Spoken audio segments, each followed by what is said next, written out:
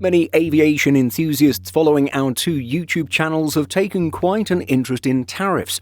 This may be due to the heated political environment in the United States and how polarized the country has become. But perhaps some of our audience are also curious about how aviation is related to international trade and politics.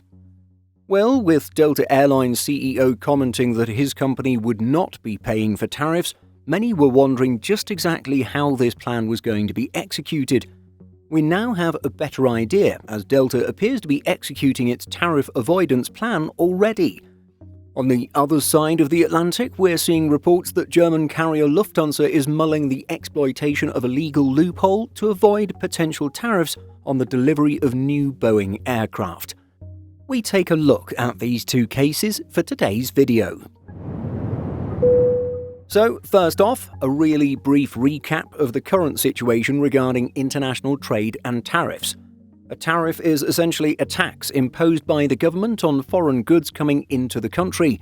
The tax is paid for by companies importing these foreign products, and in our case, airlines must pay the government the tariff before taking possession of new aircraft. At the simplest level, there are a few options to cope with tariffs while paying them. The company can either choose to absorb that added cost, thus shrinking any potential profit, or it can pass that added cost on to its own customers. A company may also negotiate with the foreign company to see if it'll help out and reduce the selling price to make any tariff more palatable.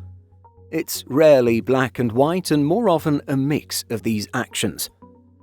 At the time of making this video in April 2025, President Trump's quote-unquote reciprocal tariffs are paused while the US government pursues deals with each country. However, while this pause remains, there is a minimum 10% tariff rate in place for goods coming from all countries. But then, to complicate things further, there are exemptions to this blanket rate because previously set rates apply instead. As highlighted by the Wall Street Journal, Canada and Mexico are subject to their own tariffs previously announced. These countries also have exemptions for goods that comply with the USMCA trade agreement. Imported steel and aluminum already have separate tariffs. Copper, pharmaceuticals, semiconductors, and lumber are exempt but may be subject to future tariffs. Minerals not available in the US, bullion, which includes gold, as well as energy, such as Saudi oil, are also exempt.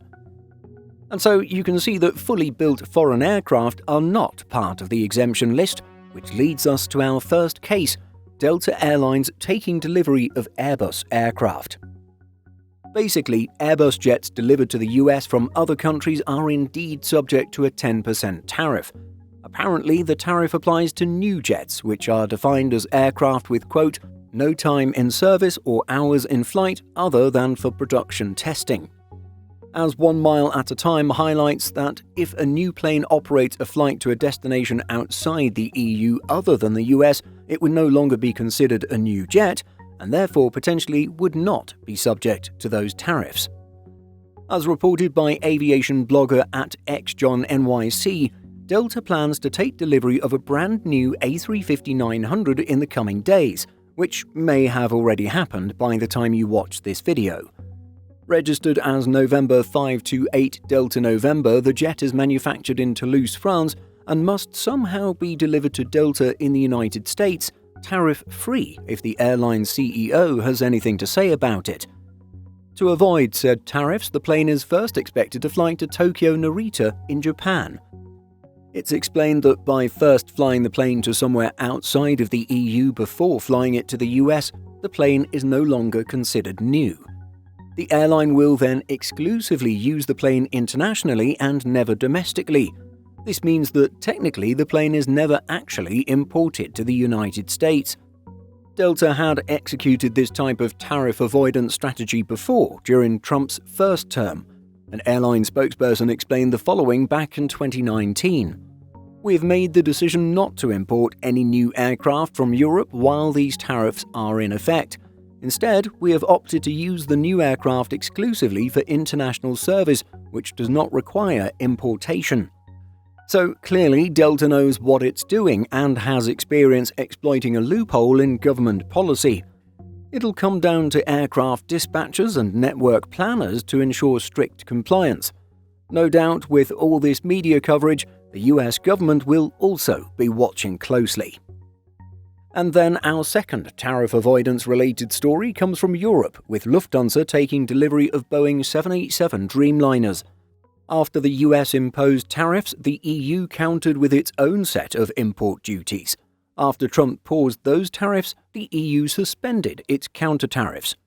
However, with so much uncertainty looming over the next few months, Lufthansa is reportedly looking at ways to avoid paying any potential EU-imposed tariffs by possibly taking delivery of its new American jets in Switzerland.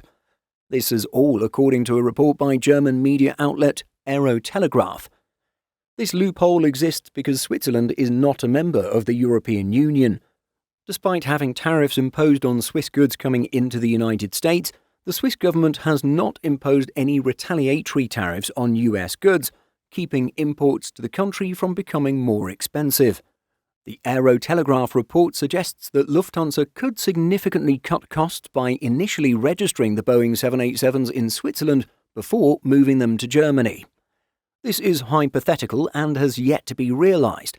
Indeed, as 1 Mile at a Time reports, the exact details of such an agreement remain to be seen, and many questions on execution remain. Would the planes be in the Lufthansa livery, but legally be operated by Swiss through wet lease agreement? We really don't know all of the changes that would need to take place to avoid these tariffs. Now, there's one last topic that we'll briefly mention in all of this trade war news: Airbus jets assembled in the United States. One might assume that these will avoid tariffs. Well, the fully assembled jets would not be taxed as fully assembled jets, but they will still be more expensive. That's because despite being assembled in Mobile, Alabama, Airbus A220s and A320neo family jets are still impacted due to the fact that so many components come from outside the country. Indeed, United Airlines CEO Scott Kirby has confirmed that Airbus has had to pay tariffs on planes it is building in Alabama. But this is something that impacts Airbus's American rival as well. As reported by Reuters, Boeing is paying a 10% duty on supplies from Italy and Japan.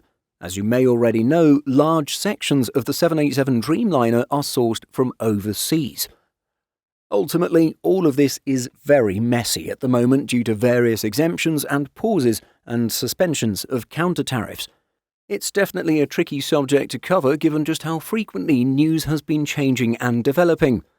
But the bottom line is that aircraft are expensive products to purchase, and a 10 or 25% tax to import multiple aircraft means that airlines are quite eager to find legal loopholes to avoid such hefty charges.